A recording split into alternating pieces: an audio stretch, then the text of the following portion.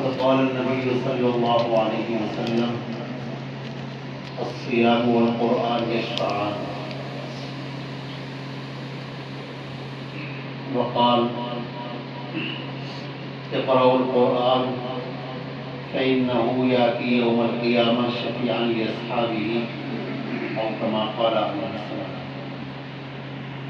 محترم بزرگوں اور دینی بھائیوں، یہ قرآن کریم کی تکمیل کی مجلس ہے۔ ماشاءاللہ بڑی خوش نصیبی اور سعادت کی بات ہے کہ اللہ تعالیٰ نے اپنے فضل سے، اپنی توفیق سے ہمیں نوازا اور قرآن کریم تراویح میں ہم لوگوں نے مکمل کر کے ایک سنت کو پورا کر لیا۔ دوسری سنت باقی ہے تراویح کی، وہ جب تک رمضان رہے گا، جب تک تراویح چلتے رہیں گے۔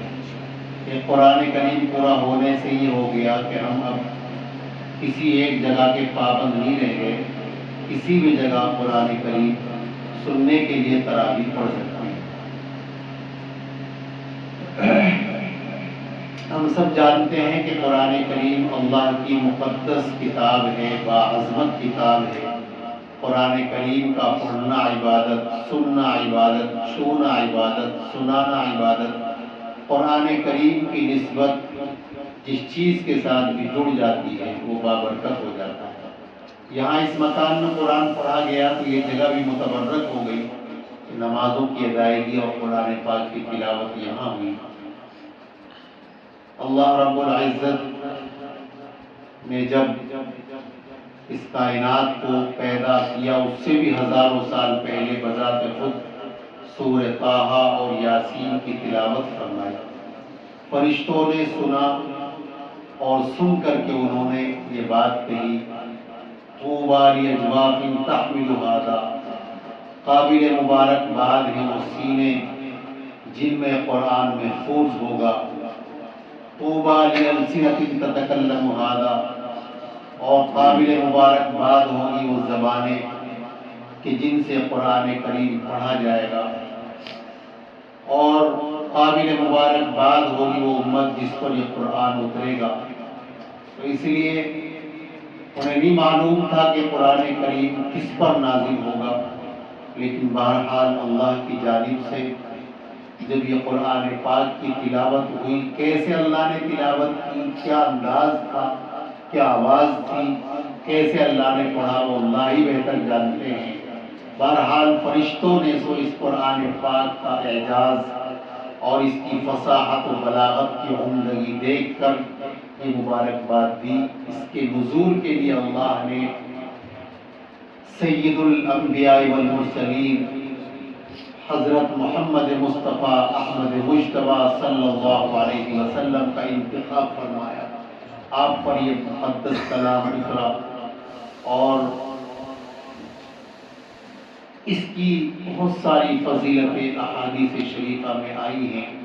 ایک حدیث میں نے جو آپ کے سامنے پڑھی، اس میں ارشاد ہے کہ تم قرآن کریم پڑھا کرو، اس لیے کہ قیامت کے دن یہ قرآن کریم اپنے پڑھنے والوں کے لیے سفارشی بن کر کے آئے گا، شفاعت کرے گا۔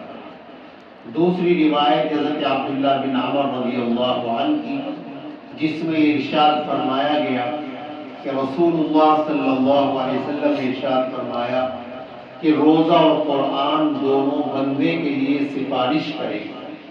روزہ کہے گا، اے اللہ، میں نے اسے خواہش نفس سے روک کے رکھا، کھانے پینے سے روک کے رکھا، آپ اس کے بارے میں میری سفارش قبول کر لیجیے۔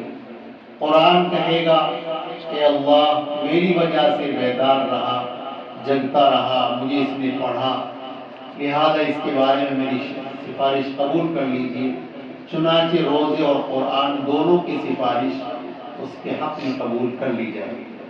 بہرحال قرآن کریم رمضان کے بابرکت مہینے میں اتنا زیادہ پڑھا جاتا ہے ساری دنیا میں کہ شاید پورے سال جتنا نہ پڑھا جاتا ہے۔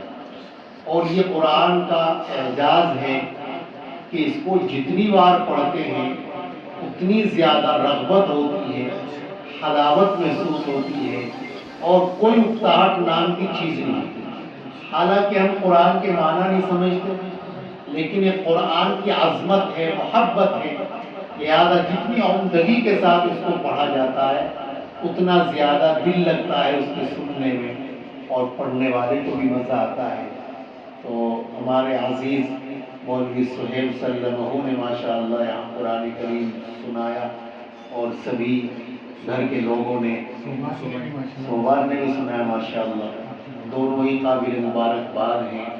اللہ رب العزت اس قرآن کریم کے پڑھنے کو، سننے کو اپنی بارگاہ میں قبول فرمائیں، اور اس گھر کے مکینوں کے اندر اللہ تعالیٰ قرآن کریم کی برکات کو ظاہر فرمائے، اور سبھی اہل خانہ کو اللہ تعالیٰ قرآن کریم کی برکتوں سے مالا مال فرمائے۔ آمین و آخر دعوانا الحمد